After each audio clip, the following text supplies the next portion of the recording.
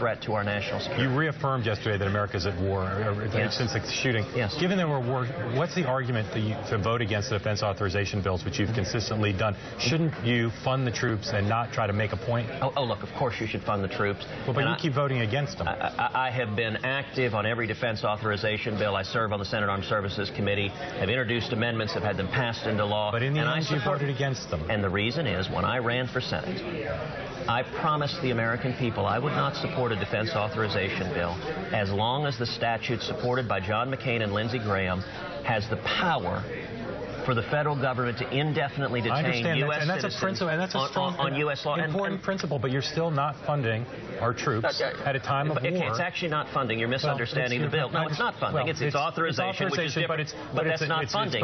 But it's both symbolically important. It's a step along the way to funding that's vital if we're going to fund them eventually. So your critics would say that at a time of war, you're making political points. No. Two things I would say. Number one, I'm honoring a promise I made to the voters. And you know, there was a time when folks in the media thought it was a good thing when politicians honored their promises. You want to ask why people are supporting my campaign? It's because they look at me and they say, you know what, Ted is doing what he said he would do. And secondly, there's an easy fix to this. My friend Senator Mike Lee has introduced year after year an amendment that would make very clear in the law that the federal government doesn't have the power to arrest you or me without any due process and hold us indefinitely without any charges against us.